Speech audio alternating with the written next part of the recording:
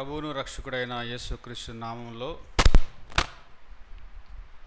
చేరువచ్చిన దేవుని పిల్లలందరికీ నా హృదయపూర్వక వందనాలు తెలియజేస్తున్నాను. ఇంతవరకు దేవుని దాసుల ద్వారా మనం విన్న వర్తమానాన్ని బట్టి ప్రభువును స్తుతిస్తున్నాను. మరికొంత సమయము దేవుని వాక్యము ఆలకించడానికి ప్రభు మనకి సహాయం చేయాలని ఆశిస్తున్నాను. మన గురించిన సరి అయిన అవగాహన లేదా మనం చేరవలసిన గమ్యం గురించిన సరైన వివరణ దర్శనము లేకుండా మనము గమ్యాన్ని చేరడం సాధ్యం కాదు. ప్రయాణం ప్రారంభించిన వాడకు దిక్చూసి అవసరము, అది చేరవలసిన గమ్యం కూడా అవసరం. ప్రయాణం ప్రారంభించిన ప్రతి వ్యక్తి తన చేరవలసిన ఊరు కానీ, దేశం కానీ, రాష్ట్రం కానీ, గ్రామం కానీ, పల్లె కానీ ఎరిగిన వాడైతేనే కానీ, ముందుగా ఎరిగిన వాడైతేనే కానీ అక్కడికి చేరడం సాధ్యం కాదు. దేవుడు తన అనాదికాల ప్రణాళికలో, తన యొక్క ఉద్దేశంలో, తన మనసులో, తన ఆలోచనలో తన ప్రియ కుమారుని యందు విశ్వాసం ఉంచిన వారు చేరవలసిన గమ్యాన్ని ముందుగానే నిర్దేశించాడు. ఆ ఫోకస్డ్ లైఫ్ అంటారు దాన్ని, అంటే ఆ గురి కేంద్రీకృత జీవితం మనము కలిగి మన జీవితాన్ని అటువైపుకి కొనసాగిస్తే తప్ప మనం అక్కడికి చేరలేం. ఉదయకాలం మనము ఆలోచించినట్టుగానే మన పట్ల దేవునికున్న ఒక బృహత్తరమైన ప్రణాళికల్లో ఒకటి రక్షణ ప్రణాళిక అయితే, రెండోది ఆయన కుమారుని యొక్క స్వారూప్యం. అది మన కొరకు ఆయన నిర్ణయించిన దైవికమైన గమ్యం. దాన్నే ప్రీ డెస్టినేషన్ అని కూడా అంటారు. ముందుగానే నీ డెస్టినీ నిర్ణయించబడింది. మీకు అర్థం అవ్వడానికి చెప్పాలంటే, మీరందరూ రైల్వే ఉద్యోగస్తులు కాబట్టి ఆ ఉదాహరణ బాగా అర్థమవుద్ది. ఒక స్టేషన్లో మనం టికెట్ తీసుకుంటే ఎక్కిన స్టేషన్ ఉంటుంది, దిగే స్టేషన్ కూడా ఉంటుంది. కానీ దిగే స్టేషన్ ముందుగానే నీకు నిర్దేశించబడుతుంది. అంతవరకు నువ్వు ప్రయాణం చేసి దిగాలి. మధ్యలో దిగిపోతే టిక్కెట్ది సమస్య కాదు, టిక్కెట్ ఇచ్చిన వాంది సమస్య కాదు, దిగిన వాంది సమస్య. మనం రక్షించబడిన వారుగా ఒక ముడి పదార్థంగా ఉన్నాం. ఈ లోకంలో దేవుడు మనకు అనుగ్రహించిన ఆ జీవము, ఆ నిత్య జీవార్థమైన ఆత్మ ఫలము మన ప్రాణమును లేదా మనస్సును, హృదయాన్ని ఆయన స్వారూప్యంలోనికి మలచడానికి ఇష్టపడుతున్నాడు. ఉదయకాలం మనం చదువుకున్న వచనాన్ని మరొకసారి చదివి ధ్యానాన్ని ఆరంభిద్దాం. రోమాపత్రిక 8వ అధ్యాయం. చాలా క్లుప్తంగా వర్తమానం అందించి ముగించాలనుకుంటున్నాను. మీరు అలసిపోయారన్న సంగతి నేను ఎరుగుదును. ఆత్మ మనకు తాజాదనాన్ని ఇవ్వాలని కూడా ఆశపడుతున్నాను. రోమాపత్రిక 8వ అధ్యాయం 29వ వచనం ఒకసారి చదువుకుందాం. ఎందుకనగా తన కుమారుడు అనేక సహోదరులలో జ్యేష్ఠుడగినట్లు దేవుడు ఎవరిని ముందుగా ఎరిగనో వారు తన కుమారుని స్వారూప్యం గలవారొకటకు వారిని ముందుగా నిర్ణయించెను. దేవుడు తన కుమారుని స్వారూప్యం గలవారుగా మనము తయారు చేయబడాలని మన రక్షణ ప్రణాళికలో ఉన్న ఒక ప్రాథమికమైన భాగముగా మనం ఇక్కడ గమనిస్తున్నాం. మ్యాన్ మేడ్ ట్రినిటీ అంటారనమాట, ట్రైపాట్రిక్ అంటారు ఇంగ్లీష్లో. మనుషుడును దేవుడు త్రిత్వంగా తయారు చేశాడు. ఇప్పుడు రక్షించబడిన వెంటనే ఒక అచంచలమైన దైవికమైన కార్యం మనలో ఆరంభమవుతుంది. మానవుడు ఆత్మ, ప్రాణము, శరీరము ఈ 3 భాగాలుగా తయారు చేయబడిన ఈ మానవుడు ఆది కాండములో ఆ వచనాన్ని మీ దృష్టికి నేను తీసుకుని వస్తాను. ఒకసారి ఆరంభంగా ఆ వచనాన్ని మీరు చూడండి. ఆది కాండము 2వ అధ్యాయము 7వ వచనంలో మానవ నిర్మాణం గురించి ప్రభువు చెప్పిన మాట స్పష్టంగా మనం చూస్తాం. 2:7 చూడండి. దేవుడైన యెహోవా నేల మట్టితో నరుని నిర్మించి వాని నాసిక రంధ్రములో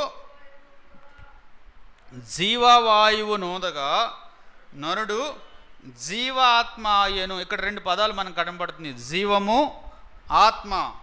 పైన మట్టితో తయారు చేయబడిన ఒక బొమ్మ.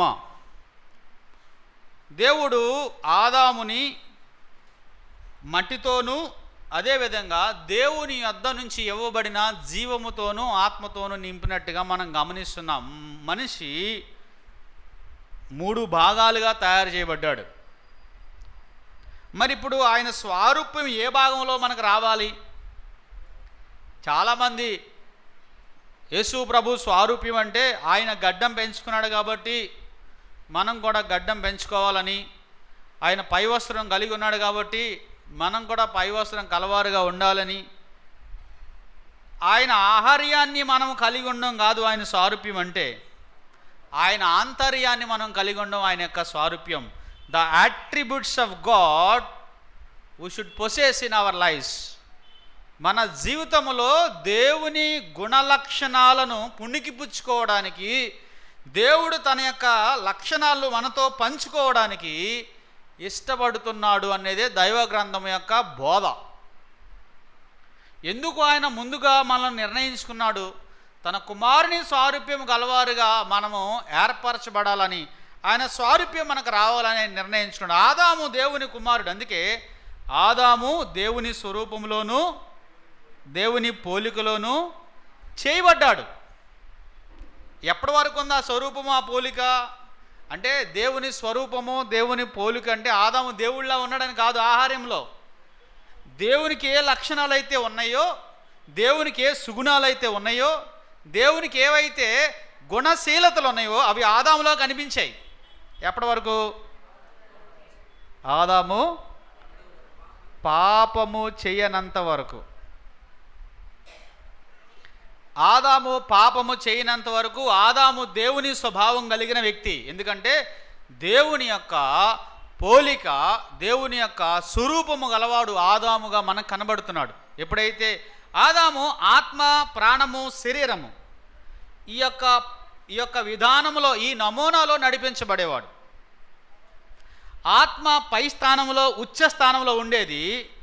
మధ్యలో ప్రాణము లేదా జీవము లేదా మనస్సు లేదా హృదయము, ఇవన్నీ కూడా ఒకే భాగానికి ఇవ్వబడిన పర్యాయపదాలు.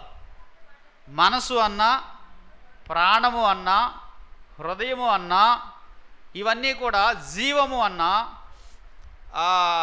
మన ఇంగ్లీష్లో సోల్ అంటారనమాట.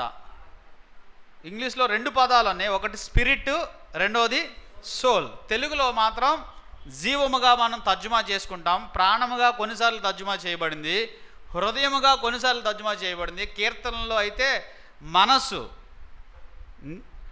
మనసుగా తర్జుమా చేయబడింది.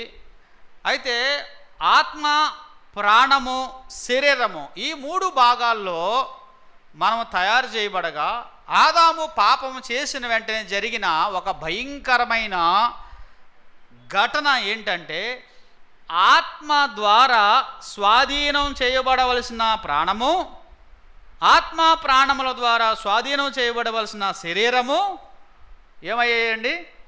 దారి తప్పాయి. ఆదాము చనిపోతాడని దేవుడు చెప్పాడు. ఏమని చెప్పాడు? నీవు ఈ పండు తిను దినమున నిశ్చయముగా చచ్చెదవు అని దేవుడు చెప్పిన మాట. సాతాను దాన్నే 2 సార్లు చెప్పాడు. ఏమన్నాడు? నీవు చావనే చావు. The strategy of Satan echoes our mind one issue in many times. సాతానుకు ఉన్న ఒక స్ట్రాటజీ ఏంటంటే అబద్ధాన్ని పదే చెప్తాడండి. ఎందుకని? అబద్ధానికి పవర్ ఉండదు.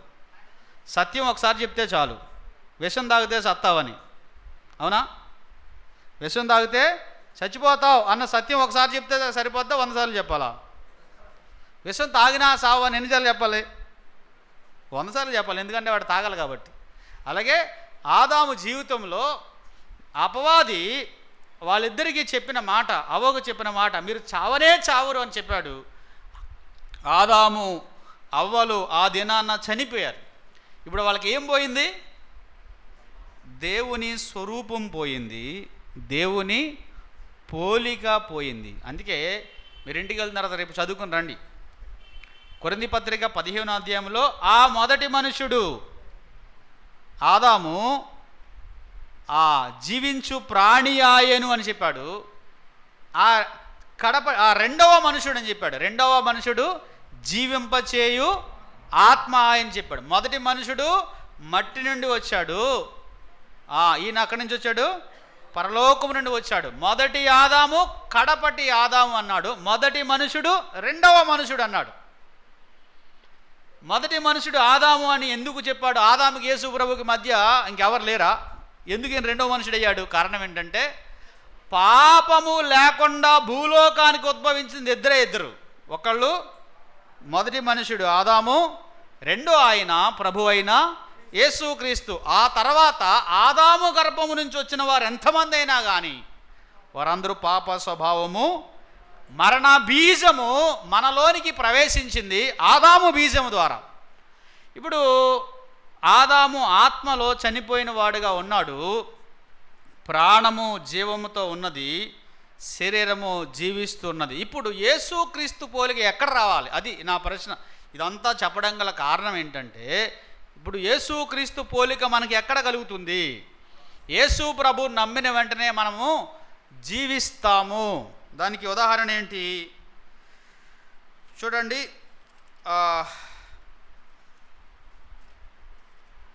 యోహాను సువార్త 3వ అధ్యాయం, యోహాను సువార్త 3వ అధ్యాయము 36వ వచనం చూడండి. యోహాను 3:36 కుమారుని యందు విశ్వాసముంచువాడే ఏ జీవం గలవాడంటండి? జీవానికి కాలాన్ని కలపండి. జీవము ప్లస్ కాలము, నిత్య జీవము అని చెప్పాడు. దీనికి ఒక వచనాన్ని కలుపుదాం. ఎఫెసీ పత్రిక 2వ అధ్యాయం 1వ వచనం. ఎఫెసీ పత్రిక 2:1 మీరు అపరాధముల చేతను పాపముల చేతను మీరు చచ్చిన వారు అని చెప్పాడు. ఇప్పుడు యోహాను సువార్త 3వ అధ్యాయము 36వ వచనంలో నువ్వు చదివిన మాటకి ఎఫెసీ పత్రిక 2వ అధ్యాయం 1వ వచనంలో చదివిన మాటకి తేడా ఏంటి? రక్షించబడని వారు మృత స్థితిలో ఉన్నారు, రక్షించబడిన వారు నిత్య జీవం గలవారుగా ఉన్నారు అన్నది. ఇక్కడ మనం అర్థం చేసుకోవాల్సిన అంశం ఏంటంటే ఆదాము పాపం చేసినప్పుడు, పాపం చేయకముందు ఆదాము ఆత్మచేత నడిపించబడే వ్యక్తి. ఆత్మచేత ప్రాణము శరీరము అదుపు చేయబడేది. ఎప్పుడైతే ఆదాము పాపము చేసి చనిపోయాడో ఈ ఆత్మ ఏమైందంటే కిందకు వచ్చిందనమాట. ఎక్కడికి వచ్చింది? కిందకు వచ్చింది. కిందున్న శరీరం ఎక్కడికి వెళ్ళింది? పైకి వెళ్ళింది అనమాట. సో ఆత్మచేత నడిపించబడవలసిన మనుషుడు శరీరము చేతను, శరీర కోర్కెల చేతను, శరీర ఇచ్ఛల చేతను, శరీర స్వభావము చేతను, పాప ఇచ్ఛల చేతను ఏడవబడి మరులు గొల్పబడి జీవించడం ఆరంభించాడు. మనం ఎన్ని విధాలుగా తయారు చేయబడని చెప్పాను? ఆత్మ, ప్రాణము, శరీరం. ఇప్పుడు జంతువులు, దీనికి రెఫరెన్స్ కావాలా మీకు? మనందరికి తెలిసిందే కదా. తెస్సలోనికైలకు రాసిన పత్రిక కూడా ఇందాక మనము ఆదికాండంలో చూసాం. ఆదికాండంలో మనం చూసాం దేవుడు మట్టితో శరీరాన్ని చేశాడు. ఆ మట్టిలో ఆయన ఆత్మను ప్రాణాన్ని మనకి ఊది అందించాడు, జీవాత్మ అయ్యాడు. అది కొంత కాంప్లికేటెడే. మనకంత ప్రాణం ఎప్పుడు వచ్చింది అన్నది లేకపోతే ఎలా అన్నది మనకు తెలియదు, కానీ సైమల్టేనియస్గా వాడబడ్డాయి. కానీ ముగ్గురు ఉన్నారన్న మాట మాత్రం, 3 భాగాలు ఉన్నాయన్నమాట మాత్రం సంపూర్ణంగా వాస్తవమే. దీన్ని కొత్త నిబంధనలో కూడా పౌలు తెస్సలోనికైలకు రాసిన పత్రిక 5వ అధ్యాయం 23వ వచనంలో చాలా స్పష్టంగా చెప్పాడు. అంటే పౌలు మన డెస్టినీ చెప్తున్నాడు. ఈ 3 విషయాలు చెప్పి మీ యొక్క అంతిమ ఉద్దేశం లేదా మీరు చేరవలసిన గమ్యం, మిమ్మల్ని దేవుడు ఫైనల్గా చూడాలనుకున్న ఒక సినారియో ఇదని చెప్తున్నాడు అన్నమాట. ఏమని చెప్తున్నాడు? సమాధానకర్తయగు దేవుడే మిమ్మల్ని సంపూర్ణులుగా పరిశుద్ధపరుచునుగాక అన్నాడండి. సంపూర్ణంగా పరిశుద్ధపరచబడ్డం అంటే 3 ఏరియాల్లో. ఎక్కడ? 1 ఆత్మయు జీవమును శరీరమును మన ప్రభు అయిన యేసుక్రీస్తు రాకడయందు నిందారహితముగాను సంపూర్ణముగాను ఉన్నట్లు కాపాడబడునుగాక అని చెప్పాడు. ఏ ఏరియాలో కాపాడబడాలంటున్నాడండి? ఇక్కడ ఆర్డర్ ఎంత బాగుంది చూసారా? ఆత్మ, ప్రాణము, శరీరం. శరీరము, ప్రాణము, ఆత్మ కాదు. ఆత్మ, ప్రాణము, శరీరం. ఎఫెసీ పత్రిక 2వ అధ్యాయంలో పౌలు చెప్పే సందేశం ఏంటంటే, మీరు చచ్చిన వారు. ఎలా చచ్చిపోయాడో చెప్పాడు. ఎలాగా మనము చనిపోయామో 10 రకాల కారణాలు చెప్పాడు. అక్కడే కింద చెప్పాడు. మీరు లోకాన్ని అనుసరిస్తున్నారు, లేకపోతే ఈ యొక్క యుగ సంబంధమైన దేవతలు అనుసరిస్తున్నారు, శరీరం చేతను ఆత్మ చేతను మీరు చచ్చిన వారండి, పాపం చేత మీరు నడిపించబడుతున్నారు. ఈ విషయాలన్నీ చెప్పాడు. చూడండి, అపరాధముల చేత చనిపోయారు, పాపముల చేత చనిపోయారు, అవిధేయులుగా చనిపోయారు, వాటిని చేయుచు వాయుమండల సంబంధి అంటే అపవాది. చూడండి, ఇక్కడ 3 వ్యక్తులు చెప్తున్నాడు. 2వ అధ్యాయం 1వ వచనం. 1 అపరాధములు, 2 పాపములు. ఇప్పుడు కింద మనకు వస్తే క్రీస్తుతో కూడా మీరు బ్రతికించబడ్డారు అని చెప్పాడు. చనిపోయిన వారు ఎలా బ్రతికారు, ఎప్పుడు బ్రతికారు అంటే ఇందాక మనం చదివిన 36వ వచనం, 3:36వ వచనంలో రాయబడింది, కుమారుని యందు విశ్వాసముంచువాడు నిత్య జీవము. ఇప్పుడు ఎవరైనా దేవుని నమ్ముకొని వారు దేవుని దృష్టికి ఎలా ఉన్నట్టు? చనిపోయినట్టు. అలాగంటే వాళ్ళ కోపం వచ్చేది. కానీ దేవుడు చెప్పే భాష ఏంటంటే, యేసు ప్రభువుని అంగీకరించిన వ్యక్తి ఎవరైనా సరే, అతడు ధనవంతుడైనా, విద్యావంతుడైనా, అధికారి అయినా, రాజు అయినా, ఎవరైనప్పటికీ కూడా స్త్రీ పురుష భేదం లేదు, రంగు జాతి భేదం లేదు, ఆస్తి భేదం లేదు, వారు మృతులు అని దైవగ్రంథం చెబుతుంది. వారు చనిపోయిన వారు కాబట్టి వారి యొక్క ప్రాధాన్యతలు వారు చనిపోయారని మనకు తెలియజేస్తాయి.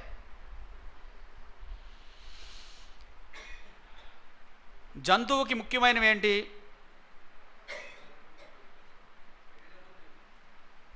జంతువుకి ఏమున్నాయని నేను చెప్పట్లేదు. సరే, ముందు జంతువుకి ఏమున్నాయో చూద్దాం. జంతువుకి ఏముంది? ప్రాణం ఉంది, శరీరం ఉంది. ఆత్మ ఉందా? లేదు. ఓకే, ఇప్పుడు ఆత్మ లేని జంతువు యొక్క ప్రాధాన్యతలు ఏంటి? ఆహారం, నెక్స్ట్ రెస్ట్. ఆహారం తీసుకుంటుంది, రెస్ట్ తీసుకుంటుంది. నెక్స్ట్ రీప్రొడక్షన్, అంటే పిల్లల్ని కంటది. అంతేనా? ఇంకంతకన్నా ప్రాధాన్యతలు ఉంటాయా? ఎప్పుడైనా మీ యొక్క ఊర్లో ఉన్న కుక్కలు కానీ, లేకపోతే ఏ జంతువు అయినా మందిరానికి వచ్చి, ఏ మందిరమైనా సరే, ఇల్లు ఆరాధన చేయడం కానీ, ప్రార్థన చేయడం కానీ, పాటలు పాడడం కానీ కనిపించినాయా? వాటికి ఆ జిజ్ఞాస లేకపోవడం గల కారణం ఏంటంటే, వాటికి ఏమీ లేదు, ఆత్మ లేడు. ఈవెన్ అడవిలో ఉన్నవాడైనా, ఏమి తెలియనివాడైనా, భాష రానివాడైనా, మోటివాడైనా, బార్బేరియన్ అయినా కానీ, మానవుడు అనేవాడు సూపర్ న్యాచురల్ బీయింగ్ ఏదో ఉంది అని రాయినో, చెట్టునో, పుట్టనో, పావునో, జంతువునో ఆరాధిస్తుంటాడు. కారణం ఏంటంటే వీఆర్ ట్రైపాట్రిక్, మనం త్రిత్వంలో తయారు చేయబడ్డాం.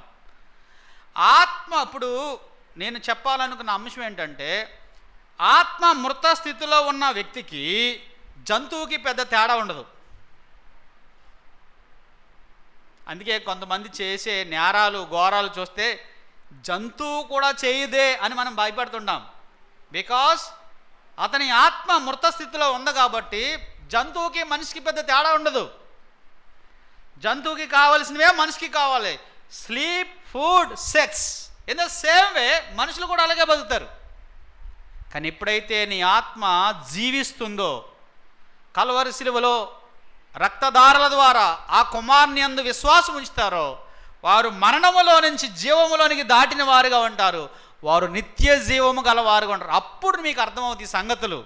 పరిశుద్ధత అంటే ఏంటి, పాపం అంటే ఏంటి, లోకం అంటే ఏంటి, పరలోకం అంటే ఏంటి, శరీరం అంటే ఏంటి, ఆత్మ అంటే ఏంటి, దేవుడు అంటే ఏంటి, సాతాన్ అంటే ఏంటి, అసలు నువ్వేంటో నీకు అర్థం అవ్వాలంటే మొట్టమొదట మనం ఏ స్థితిలోనికి రావాలి? మన ఆత్మ జీవము, పునర్జీవము పొందే స్థితిలోనికి రావలసిన వారుగా ఉన్నాం. ఇప్పుడు యేసు ప్రభువుని నమ్ముకోవడం ద్వారా మన ఆత్మ జీవించడం అంటే ఆయన స్వారూప్యంలోనికి మలచబడ్డం అని అర్థం. ఇంకా ఆత్మ ఏమి మారదండి. మనలో ఉన్న ఆత్మ ఇంకా ఎక్స్ట్రాగా మారేది ఏమి లేదు. మృత స్థితిలో ఉన్న ఈ ఆత్మ ప్రభు అయిన యేసు క్రీస్తునందు విశ్వాసం ఉంచడం ద్వారా నిత్య జీవానికి పాత్రముగా చేయబడి ఆయన స్వారూప్యాన్ని ఆత్మ కలిగి ఉన్నది. అందుకే మీరు పరిశుద్ధపరచబడి ఉన్నారు అని రాయబడింది. ఏమైందండి? కొరింథీ పత్రికలో సంఘం గురించి నిర్వచనం ఉంది కదా, 1వ అధ్యాయం 2వ వచనం చదువుతారా? కొరింథీ పత్రిక 1వ అధ్యాయం, ఇంకా 2-3 చోట్ల ఉన్నాయి. రోమా పత్రికలో కూడా మాట ఉంది, ఒకసారి చూడండి. కొరింథీలో ఉన్న దేవుని సంఘం కనుక క్రీస్తునందు పరిశుద్ధపరచబడిన వారై అన్నాడు. పరిశుద్ధులుగా ఉండడానికి పిలువబడిన వారు అని చెప్పి ఆ సంఘము అన్నాడు. ఇప్పుడు ఆత్మ అనే ఆ భాగంలో, ఆ విభాగంలో యేసు ప్రభునందు విశ్వాసం ఉంచిన వారు, ఆయన శిలువ రక్తమందు విశ్వాసం ఉంచిన వారు, ఆయన మరణ పునరుద్ధానములందు విశ్వాసం ఉంచిన వాడు నిత్య జీవము గలవాడు. ఇదే సువార్త. ఇది దేవుడు మన హృదయాల్లో చేసే ఒక గంభీరమైన సార్వభౌమాధికారంతో జరిగే కార్యం. సువార్త నీ దగ్గరికి వచ్చినప్పుడు పరిశుద్ధాత్మ పాపమును గురించి, నీతిని గురించి, రాబోయే శిక్షణ గురించి నీ మనస్సును ఆయన ఒప్పించినప్పుడు నీలో కలిగే ఆ ప్రతిస్పందన, ఆ విధేయత, ఆ స్వీకరణ, ఆ అంగీకారము రక్షణ.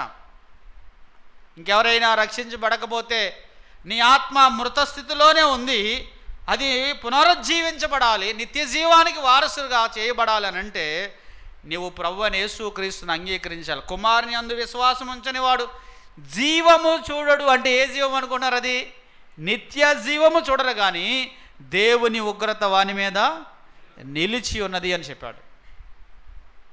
ఎన్నిసార్లు నువ్వు వాక్యం విన్నా, ఎన్నిసార్లు దేవుని మాట విన్నా, ఎన్నిసార్లు సువార్త విన్నా అంగీకరించే స్వభావం నీకు లేకపోతే నువ్వు ఇంకా మృతస్థితిలోనే ఉన్నావు. ఒక జంతువు యొక్క ప్రాధాన్యతలు ఏవో నీ ప్రాధాన్యతలు కూడా అవే, అంతకు మించి ఏమి ఉండవు.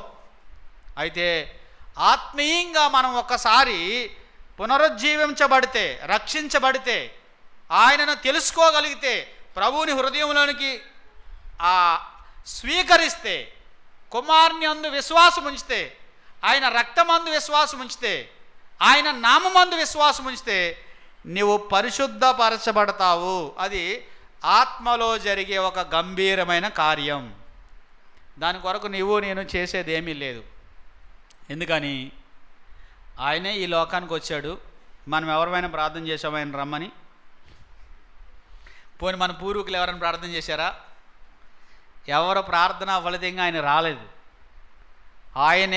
ఆయన తండ్రి యొక్క అనాది కాల సంకల్పం మేరలో ఆయన భూలోకానికి వచ్చాడు.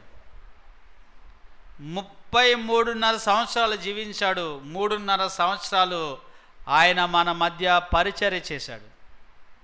కల్వరి శిలువలో 6 గంటలు ఆయన శిలువ మీద వ్రేలాడి తన విలువైన రక్తాన్ని, ప్రాణాన్ని ధారపోశాడు. తండ్రి మానవ జాతీయ ఉగ్రత అంతా ఆయన మీద పోయగా ఆయన స్వచ్ఛందంగా, ఇష్టపూర్వకంగా స్వీకరించాడు, అనుభవించాడు, సమాప్తం చేశాడు. ఇంకా శిక్ష పొందవలసిన ఆవశ్యకత లేదు, మరణించవలసిన ఆవశ్యకత లేదు, నరకానికి వెళ్ళవలసిన ఆవశ్యకత లేదు. నిత్య జీవానికి, పరలోకానికి ప్రభువు ద్వారం తెలియజేశాడు. అది రక్షణ కార్యము మనలో జరుగుతుంది.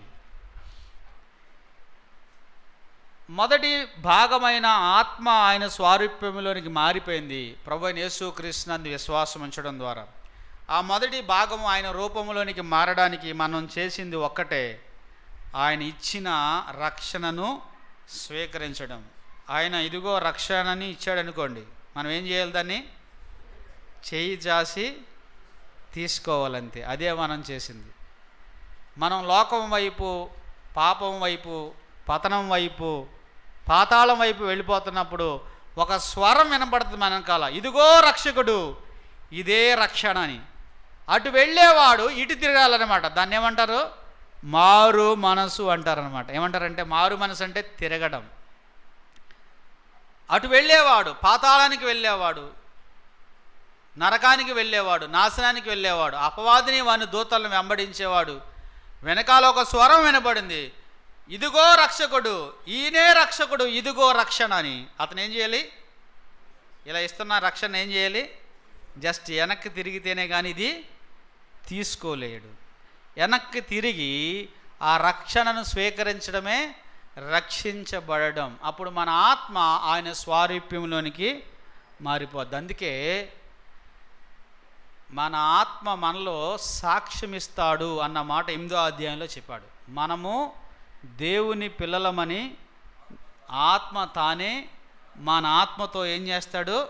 సాక్ష్యం ఇస్తాడు. అప్పుడు దాకా ఎందుకు సాక్ష్యం ఇవ్వలేదు? చనిపోయిన వాడితో మాట్లాడితే వింటాడా?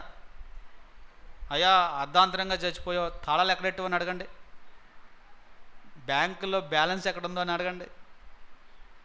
ఎవరికైనా అప్పిచ్చేవేమో ఆ పత్రాలు ఎక్కడ పెట్టి అడగండి. నువ్వు ఎన్ని విలువైన మాటలు అడిగినా అతడు చెప్పలేడు. ఎందుకని? అతడు చనిపోయాడు కాబట్టి. చాలామంది రాజకీయ నాయకులు అర్ధాంతరంగా చచ్చిపోతారు. వాళ్ళ డబ్బులు స్విస్ బ్యాంకులోనే ఉండిపోతాయండి, మనకి ఇచ్చినా బాగుండు. ఇంక తర్వాత వాళ్ళు ఏం చెప్పలేరు. డబ్బులు అనేది అడిగి చూసారు ఎంతమంది అవుతున్నారా? తర్వాత వాడేమీ చెప్పలేడు, మాట్లాడలేడు. కానీ మనము ఎప్పుడైతే ప్రభువుని స్వీకరించామో, రక్షణను అంగీకరించామో, మన ఆత్మ ఏమయ్యాడు? జీవిస్తున్నాడు. కాబట్టి దేవుని ఆత్మ మన ఆత్మతో అనుసంధానం చేయబడ్డం లేదా సమాచారం బదిలీ చేయబడ్డం, దేవుని ఆత్మ మనతో సంభాషించడం, దేవుని మాటలు మనకు వినిపించడం, దేవుని సత్యాలు మనకు గ్రహించడం, దేవుని ఆనందాన్ని సత్యాన్ని ఆనందించడం, ఆస్వాదించడం ఆత్మలో జరిగిద్ది. కాబట్టి నన్ను ఆరాధించువాడు ఆత్మతోనూ సత్యముతోనూ ఆరాధించవలెను అని చెప్పాడు అనమాట. అక్కడ ఆరాధన జరుగుతుంది. అక్కడ దేవుని కలుసుకునే ఆ యొక్క సన్నిధి, సహవాసం, అనుభవం మన ఆత్మలో మనం అనుభవిస్తూ ఉంటాం, సంతోషిస్తుంటాం, ఆనందిస్తుంటాం. అప్పుడు దాకా ఆత్మ మృత స్థితిలో ఉంది. ఇప్పుడు రెండవది మన దేహము. ఇది మట్టితో తయారు చేయబడింది కాబట్టి ఏమవుద్ది? మరలా మట్టికి వెళ్ళిపోద్ది. యేసు ప్రభు అతడు పాపం చేసిన వెంటనే దేవుడు చెప్పిన మాట ఏంటి? చూడండి, 3వ అధ్యాయం ఆదికాండం 2వ అధ్యాయంలో జీవాత్మ అని చెప్పాడు. 3వ అధ్యాయం 19వ వచనంలో ఏమని చెప్పాడు? నీవు నేలకు తిరిగి చేరు వరకు నీ ముఖపు చెమట కార్చి ఆహారము తిందువు, యాలేదగా నీవు నేల నుండి నీవు తీయబడితివి, నీవు మన్నే గనుక తిరిగి. ఇదేమైపోద్ది అంటండి? ఇదేంటి చెప్పండి? మన్ను. ఏమైపోద్ది? మన్నే. మన్నేరా మన్నవురా అని ఒక ఆయన పాట రాశాడు. ఇది మన్ను, గుర్తుపెట్టుకోండి. ఎన్ని పౌడర్లు రాసినా, ఎన్ని సెంట్లు కొట్టినా, నువ్వు ఎంత అందంగా తయారు చేసినా, ఎంత జాగ్రత్తగా దీన్ని చూసుకున్నా, దీనికి ఎక్స్పైరీ డేట్ ఉందండి. ఏంటండి? మందులు తయారు చేసినప్పుడు మ్యానుఫ్యాక్చర్ డేట్ ఉంటుంది, ఎక్స్పైరీ డేట్ ఉంటుంది. దీనికి ఉంది ఎక్స్పైరీ డేటు. మ్యానుఫ్యాక్చర్ డేట్ ఎప్పుడు అనుకున్నారు? తల్లి గర్భంలో. ఎక్స్పైరీ డేట్ ఎప్పుడు? బాక్స్లోకి వెళ్ళినప్పుడు. సో ఎక్స్పైరీ డేట్ ఉంది, అది మర్చిపోకూడదు. అలాగని ఇంపార్టెంట్ కాదా? ఇది కూడా ఇంపార్టెంటే. ఇప్పుడు శరీరము ఆరోగ్యంగా లేకపోతే, శరీరము అనుకువగా లేకపోతే, ఆత్మ ప్రాణము దేవుని చిత్తాన్ని నెరవేర్చలేవు. Though it is not most important, but it is important also. అందుకే శరీరం ఏం చేయాలండి? కేర్ చేయాలి. అందుకే మీ దేహము దేవుని వలన మీకు అనుగ్రహించబడిన దేవాలయము. ఇది దేవుడి వల్ల మనకు అనుగ్రహించబడింది. ఇప్పుడు ప్రాణము అనేది, ఆత్మ అనే ఆ రెండు విభాగాలు కూడా ఈ యొక్క వాహనాన్ని వాడుకుంటాయి. ఇది ఒక కారు అనుకోండి. ఈ కారును వాడుకునే ఏమిటండి? ఆత్మ, ప్రాణము. మరి కారు బాగుండాలంటే మెయింటెనెన్స్ బాగుండాలి కదా, ఆయిల్ కరెక్ట్గా చేంజ్ చేయాలి కదా, నీట్గా దాన్ని సర్వీసింగ్ చేయించాలి. లేకపోతే రిపేర్ వచ్చేది, బండి ఆగిపోద్ది. నువ్వు ఎన్ని రిపేర్లు చేసినా, ఎన్ని సర్వీసింగ్ చేసినా ఒక రోజు మాత్రం స్క్రాప్ అయిపోద్ది. అది కూడా సత్యం. ఈ రెండు మనసులో ఉంచుకోవాలి. నువ్వు ఎంత రిపేర్ చేసినా, ఏం చేసినా ఒక 20 సంవత్సరాలకు స్క్రాపే. అలాగే ఈ దేహము కూడా కొంతకాలానికి స్క్రాప్ అయిపోద్ది. అయినప్పటికీ కూడా నీ ఆత్మ, నీ ప్రాణము దేవుని చిత్తాన్ని ఈ భూలోకంలో నెరవేర్చడానికి ఏకైక వాహనము నీ దేహం. అందుకే చాలామంది దేహాన్ని కేర్ చేయరు. కొంతమంది ఓవర్ కేర్ చేస్తారు, రెండు తప్పే. కొంతమంది ఏమో కేర్ చేయరు, కొంతమంది దాని కొరకే పోతారు. ఈ రెండు తప్పే. మంచి ఆరోగ్యకరమైన అలవాట్లు, ఆహారము, విశ్రాంతి దేహానికి అవసరం. ఎందుకని? ఈ దేహము ద్వారానే నీ ఆత్మ, నీ శరీరము దేవుని చిత్తాన్ని భూలోకంలో నెరవేర్చగలుగుతాయి. అనారోగ్యం కలిగించే ఆహారం తినకండి. నాలుకని కొంచెం సంభాళించుకోండి. తొందరగా చచ్చిపోకండి. ఒక ఆయన తొందరగా పరలోకం వెళ్ళిపోయాడంట. ఎరా ఎందుకు వచ్చావని అడిగాడంట. తిని గుండె ఆగిపోయింది అన్నాడంట. కొంతమంది తొందరగా చచ్చిపోతారు. అందుకే సొలొమోను చెప్పాడు, నీ గొంతుకు పెట్టుకోవాలి, ద్రాక్షరసం నూనె ఎక్కువగా ఆశించకూడదు. కొంతకాలం మంచి ఆహారం తిన్నప్పటికీ నియంత్రణ కలిగి ఉండాలి. దేహం మీద నియంత్రణ కావాలంటే ఆహారం మీద నియంత్రణ ఉండాలి. నీకు నీ దేహాన్ని సంరక్షించుకోవాలి, నీ దేహాన్ని పోషించుకోవాలి, నీ దేహాన్ని కాపాడుకోవాలి. ఏ ఉద్దేశంతో? దేవుని చిత్తము ఈ జీవితంలో నేను నెరవేర్చేంతవరకు, దేవుడు కలిగి ఉన్న ప్రణాళిక సంపూర్ణం చేసేంతవరకు ఈ దేహాన్ని నేనేం చేయాలి? కాపాడుకోవాలి. కొంతమంది ఏమో నిర్లక్ష్యం చేస్తారు, కొంతమంది ఏమో అలక్ష్యం చేస్తారు, కొంతమంది దాని మీదే లక్ష్యం చేసి పాడైపోయేవారు కూడా ఉన్నారు. కొంతమంది దేహం కోసమే పోతారు, దేహం కోసమే బతికే వాళ్ళు ఉన్నారు. ఇప్పుడు చాలామంది మోర్ హెల్త్ కాన్షియస్ అయిపోయి ఇంక అన్నీ పక్కన పెట్టేసి ఓన్లీ ఆరోగ్యమే. మందిరంకి రావాలంటే ఎండ వస్తుందండి, మందిరంకి వెళ్తే ఎండ తగులుద్దని మానేశాడండి ఒక ఆయన. No, that is not the care. You should care your body. ఎంతవరకు అంటే అంతవరకే, కానీ నిర్లక్ష్యం చేయకూడదు. ఇప్పుడు ఈ దేహము ఆయన స్వారూప్యాన్ని ఎప్పుడు పంచుకుంటుందో చెప్పాడు. ఇందాక చెప్పిన పత్రిక 15వ అధ్యాయం కొరింథీ మొదటి పత్రిక 15వ అధ్యాయంలో చాలా మాటలు చెప్పాడు. మర్త్యమైనది అమర్త్యతను ధరించుకుంటుంది, ఘనహీనమైనది ఘనతను ధరించుకుంటుంది, శరీర సంబంధమైనది పరలోక సంబంధంగా అయిపోద్ది, బలహీనమైనది బలమైనదిగా ఉంటుంది, మహిమ లేనిది మహిమ గలదిగా తయారు చేయబడుతుంది. ఎప్పుడు? ఆయన వచ్చినప్పుడు. ఇప్పుడు ఈ దేహము ఆయన స్వారూప్యంలోకి మార్చబడడానికి ఉన్న ఒకే ఏకైక అంశం ఏంటంటే, ఆయన వచ్చినప్పుడు నీ దేహం ఆయనలోని మారిపోద్ది, ఆయన స్వారూప్యంలోకి మారిపోద్ది. ఆత్మ ఆయన స్వారూప్యంలోకి ఆల్రెడీ మారిపోయింది. ఎప్పుడు? ప్రభు అయిన యేసుక్రీస్తునందు విశ్వాసం ఉంచినప్పుడు. ఈ దేహము, ఈ మట్టి దేహము మనం చనిపోయినా ఆయన వచ్చిన ఆ స్వారూప్యంలోనికి దేవుడు మలుచుకుంటాడు. అది మనం యోహాను మొదటి పత్రిక 3వ అధ్యాయంలో చాలా స్పష్టంగా రాయబడింది. ఇందాక నేను చెప్పాను 15వ అధ్యాయంలో ఆ మాటలు కూడా దానికి సంబంధించినవే. రక్త మాంసములు దేవుని రాజ్యమును స్వతంత్రించుకున్న నేరం అని చెప్పాడు. పక్షి మాంసం వేరు, మృగ మాంసం వేరు, చేప మాంసం వేరు అని చెప్పి ఆయన పరలోక రాజ్యానికి వెళ్ళే దేహం గురించి చెప్పాడు. అది మహిమ గల దేహం అన్నాడు. 3వ అధ్యాయంలో 2వ వచనం చూడండి. ప్రియులారా, ఇప్పుడు మనము దేవుని పిల్లలమై ఉన్నాము, ఇక ఏమవుదుమో అది ఇంకనూ ప్రత్యక్షపరచబడలేదు, కానీ ఆయన ప్రత్యక్షమైనప్పుడు, అంటే ఆయన వచ్చినప్పుడు ఆయన ఉన్నట్లుగానే ఆయనను చూతుము కనుక ఆయనను పోలియుందుము అన్నాడండి. ఏంటి ఇక్కడ? మన దేహము ఆయన స్వారూప్యంలోనికి పూర్తిగా మలచబడిపోద్ది అనమాట. వ్యాధులు ఉన్నవాడు బాధపడకండి, కొంతకాలమే. షుగర్ ఎక్కువైపోయినా బాధపడకండి, కంట్రోల్ చేసుకోండి. ఒకవేళ వెళ్ళిపోతే ఏమవుతామండి? ఆయన స్వారూప్యంలోనికి వెళ్ళిపోతాం. చనిపోయిన ఆయన స్వారూప్యంలోనికి వెళ్ళిపోద్ది, లేకపోతే ఆయన వచ్చిన ఆయన స్వారూప్యంలోనికి మన దేహము పూర్తిగా మారిపోద్ది. ఇప్పుడు మనం ధ్యానించే అంశానికి వచ్చామన్నమాట. ఇప్పుడు మనం ధ్యానించే అంశం గురించి ఇన్ని విషయాలు చెప్పాల్సి వచ్చింది. అదేంటంటే, ఇప్పుడు మరి ఏం మారాలి ఆయన స్వారూప్యంలోనికి? ప్రాణము, హృదయము, మనస్సు, జీవము. ఈ 4 పదాలు గుర్తుపెట్టి. 4 ఒకటే, కానీ అక్కడ విధంగా మార్చి దేవుడు వాడుకున్నాడు. ఏం మారాలండి? మనసు మారాలి. రోమాపత్రిక 12వ అధ్యాయం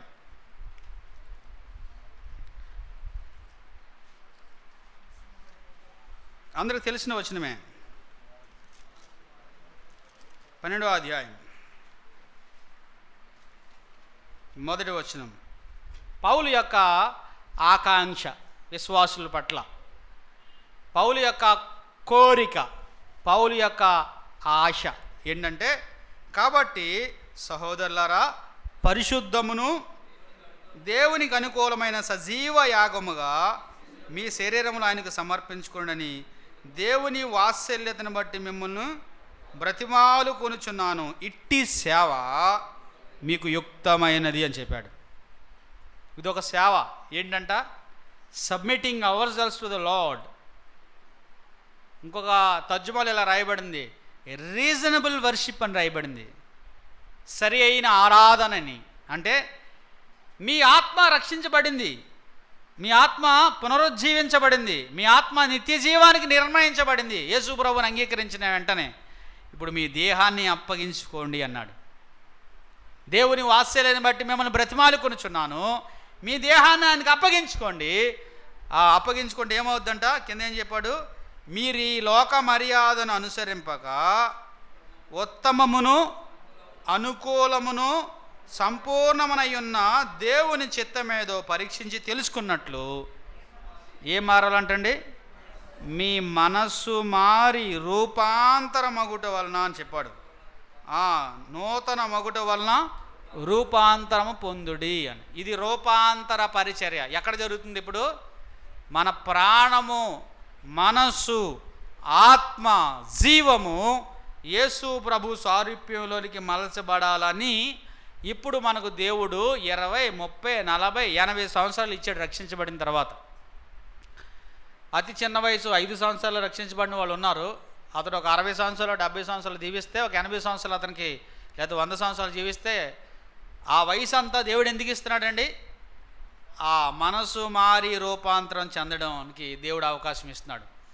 మొదటి దాంట్లో ప్రక్రియలో ఒకే క్షణంలో జరిగింది ఆ రూపాంతరం.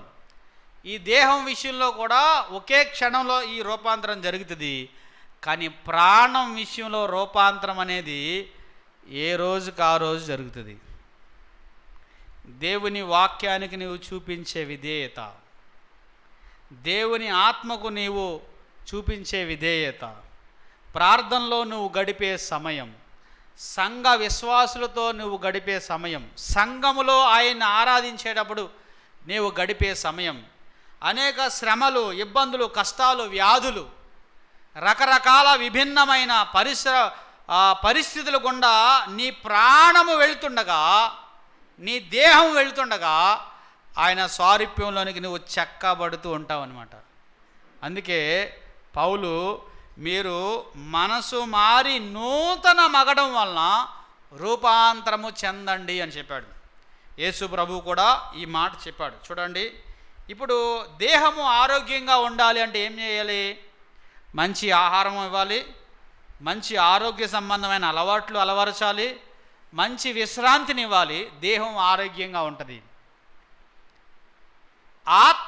ఆత్మకు ఆహారం ఏంటి? ఆరాధన.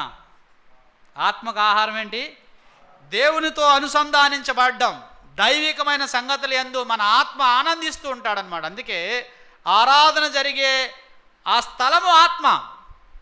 దేహంతో పాటలు పాడతాం, ప్రాణంతో ఆనందిస్తాం, కానీ దేవుని ఆత్మ మన ఆత్మను అనుసంధానించే స్థలమే ఆరాధన జరిగే స్థలం. అందుకే దేవుడు చెప్పాడు, నన్ను ఆరాధించువారు ఆత్మతోనూ లేదా ఆత్మలోనూ నన్ను ఆరాధిస్తారని చెప్పాడు.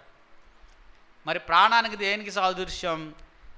సంతోషం, ఆనందం, ఉద్రేకాలు, భావోద్వేగాలు, విచారం, దుఃఖం, ఇవన్నీ కూడా మన ప్రాణములో జరిగే అలజడులు.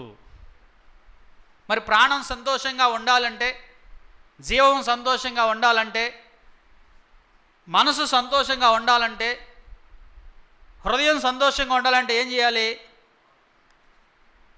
కక్ష ఉంచుకోకూడదు హృదయంలో. ఏం ఉంచుకోకూడదు? ద్వేషం ఉంచుకోకూడదు,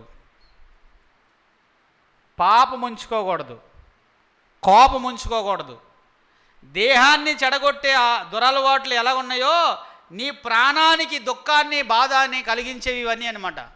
కోపం, కక్ష, ద్వేషం, పగ, అసూయ, మత్సరం, ఒకవేళ ఇవి ఉన్నాయనుకో ఆత్మ నీ ప్రాణానికి విశ్రాంతి ఉండదు. అందుకే చెప్పాడు. చూడండి, యేసు ప్రభు ఏం చెప్పాడంటే, మత్తయి సువార్త 11వ అధ్యాయం 28వ వచనంలో 2 మాటలు చెప్పాడు. 28, 29లో 2 మాటలు చెప్పాడు.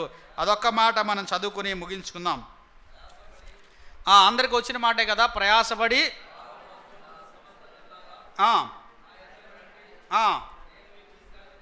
ఇది దేనికి? మొదటి విశ్రాంతి దేనికి? ఆత్మకు. దేనికండి? ఆత్మకు. పాపము నుండి విశ్రాంతి. ఆత్మ విశ్రాంతిలో ప్రవేశిస్తాడు యేసు ప్రభుని అంగీకరిస్తే, ఆయన వద్దకు వస్తే. ఇప్పుడు రెండోది చెప్తున్నాడు చూడండి, నేను సాత్వికుడును దేన మనసు గలవాడును కనుక మీ మీద నా కాడి ఎత్తుకుని నా వద్ద నేర్చుకునుడి. దేనికంటే అండి, మీ ప్రాణములకు. అది యేసుక్రీస్తు స్వభావం ఏంటి? ప్రేమించే స్వభావం, క్షమించే స్వభావం, సహించే స్వభావం, దీవించే స్వభావం, తండ్రి యొద్ద ఆనందించే స్వభావం. ఆయన యొద్ద నువ్వు నేర్చుకుంటే నీ ప్రాణానికి ఏముంటుందంటండి? విశ్రాంతి. ఆత్మకు విశ్రాంతి దొరికింది కానీ ప్రాణానికి విశ్రాంతి లేదు విశ్వాసులకు కూడా. ఎందుకని? మనం ఆయన యొద్ద నేర్చుకోవాలి. ఇక్కడ రెండు విషయాలు చెప్పాడు. ఒకటి సాత్వికుడు, రెండవది దీన మనసు కలిగిన వాడు. అంటే పాత క్రొత్త నిబంధనలు రెండు కలిపి చెప్తున్నాడు. సాత్వికుడు ఎవరో భూమి మీద? మిక్కిలి సాత్వికుడు అని దేవుడు చెప్పాడు. ఎవరండి? మోషే సాత్వికుడు మాత్రమే, దీన మనసు కలిగినోడు ఏం కాదు. ఎందుకని? ద్రోహులారా మీ కొరకు నీళ్లు రప్పించవలనని మాట్లాడమంటే 2 సార్లు కొట్టాడు. ఆయన అక్కడ వరకే తీసుకురాగలను, కానీ ఈయన సాత్వికుడే కాదు. ఎవరండి? దీన మనసు కలిగిన వాడు, ధర్మశాస్త్రాన్ని కృపను కలిపిన వాడు ప్రభు అని యేసుక్రీస్తు. ఆయన యొద్ద నేర్చుకుంటే నీ ప్రాణమునకు విశ్రాంతి. చాలామంది అసూయను, మత్సరమును, ద్వేషమును, కపటమును, కలహమును జయించలేకపోతున్నారు. అందుకే విశ్రాంతిలో లేరు, నెమ్మదిగా లేరు, సంతోషంగా లేరు, ఆనందంగా లేరు. యేసు ప్రభు ఎలాగైతే ఎల్లప్పుడూ ఆనందంతో తండ్రి యొద్ద ఆనందించేవాడుగా ఉన్నాడో, అలాగ నీవు ఆనందించాలంటే నీ ప్రాణములు మారాలి, నీ ప్రాణం మారాలి, నీ మనసు మారాలి, నీ హృదయం మారాలి, నీ యొక్క జీవములో రూపాంతరపు అనుభవానికి రావాలి. దాని కొరకు ఆయన స్వారూప్యం మనలో ఏర్పడాలని ప్రభువు ఇప్పుడు ప్రయత్నం చేస్తున్నాడు. రేపటి నుంచి మనం అంశాన్ని ధ్యానం చేయబోతున్నాం. మన ఆత్మ ఆయన స్వారూప్యంలోనికి మలచబడింది ఆయన్ని అంగీకరించినప్పుడు. మన దేహం ఆయన స్వారూప్యంలోనికి మలచబడుతుంది ఆయన వచ్చినప్పుడు. మన మనసు మారి రూపాంతరం అవ్వాలి. ఇది ఎవరి మీద ఆధారపడింది? ఇది పూర్తిగా మన మీద ఆధారపడిన ఒక అంశం అన్నమాట.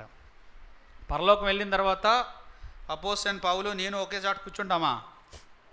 కూర్చోలేం. పరలోకం వెళ్ళిన తర్వాత యాహాను మనం ఒకే చోట కూర్చుంటామా? కూర్చోలేం. కారణం ఏంటి? ప్రభువు యొక్క స్వారూప్యము ఎవరికైతే ఎక్కువ ఈ భూలోకంలో ఏర్పడద్దో, పరలోకంలో ఆయన సన్నిధికి, సింహాసనానికి అంత దగ్గరగా వారు జీవిస్తారు. ఆ డిఫరెన్స్. అందుకే పౌలు కొరింథీ పత్రిక 15వ అధ్యాయంలో సూర్యుని మహిమ వేరు, చంద్రుని మహిమ వేరు, నక్షత్రానికి మహిమ వేరు అని చెప్పాడు. ఆ మహిమ తేడా ఎక్కడ ఉంటుందంటే, రక్షణ అందరికీ సమానమే. ఒకరికి ఎక్కువ రక్షణ, ఒకరికి తక్కువ రక్షణ ఉండదు. రక్షణ అందరికీ సమానమే. మన దేహము ఆయన పోలికలో మార్చబడడం కూడా అందరికీ సమానమే. కానీ మీ మనసు మారి రూపాంతరం ఒకటి వలన, మనసు మారి నూతనం ఒకటి వలన రూపాంతరం అనుభవం మాత్రం డిఫరెన్స్ ఉంటుంది. ప్రభువుకి విధేయత చూపించేవారు, ప్రభువుని ప్రేమించేవారు, ప్రభు సన్నిధిని ప్రేమించేవారు, ఆయన కొరకు యథార్థంగా, పరిశుద్ధంగా, కష్టమైన, నష్టమైన, వ్యాధైన, బాధైన జీవించే వారికి కాసేపు లోకం, కాసేపు శరీరం, కాసేపు ప్రాణం, కాసేపు ఆత్మ, కాసేపు సన్నిధి, కాసేపు లోకం, అలా జీవించేవాడికి చాలా తేడా ఉంటుంది. రక్షణ పోదు, కానీ మహిమలో వ్యత్యాసం చాలా ఎక్కువగా ఉంటుంది. ఏది కావాలి మీకు? ఎందుకు మనల్ని ఇంకా బ్రతకనిస్తున్నాడంటే, ఇక్కడ నీవు తీసుకునే ఆ నిర్ణయాలు, నీ ఆత్మ ఆయన స్వారూప్యంలోకి మలచబడడానికి ప్రధానమైన ఆయుధాలు: 1 ఆరాధన, 2 ఆయన వాక్యం, 3 ఆయన ఆత్మ. ఇంకా చాలా ఉన్నాయి, ఇవి ప్రధానమైనవి. వాటి ద్వారా మనం మలచబడి ఆయన స్వారూప్యంలోనికి రావాలని మనల్ని ఆయన ముందుగా నిర్ణయించాడంట. ప్రీడెస్టైన్డ్. టికెట్ మీద ఆల్రెడీ రాసేశాడు, ఈ నా కుమారుడు, ఆ నా జ్యేష్ఠ కుమారుడు అని యేసుక్రీస్తు స్వారూప్యంలోకి మలచబడాలి. ఆయన అక్కడి నుంచి ప్రారంభించాడు. ఆదాము దగ్గర నుంచి ఎక్కడికి రావాలి? యేసుక్రీస్తు దగ్గరికి రావాలి. ఈ ప్రయాణంలో ఇతడు తీసుకునే నిర్ణయాలను బట్టి అతని ప్రయాణము ఆధారపడి ఉంటుంది, అతని యొక్క గమ్యము ఆధారపడి ఉంటుంది. కొంతమంది మధ్యలో ముగిస్తున్నారు, కొంతమంది మొదటే ముగిస్తున్నారు. మరి మనమే ఎక్కడ ఉన్నామో ఆలోచించి, ఒకవేళ ఇప్పుడైనా ప్రభు అవకాశం ఇచ్చాడు కాబట్టి ఆయన సారూప్యంలోనికి మలచబడ్డానికి దినదినము ఆయన వైపు ఎదగాలని ప్రభు ఈ వాక్యాలు మన కొరకు దీవించాలని ప్రభువుని కోరుతూ నేను ముగిస్తున్నాను. చిన్ని ప్రార్థన చేస్తాను.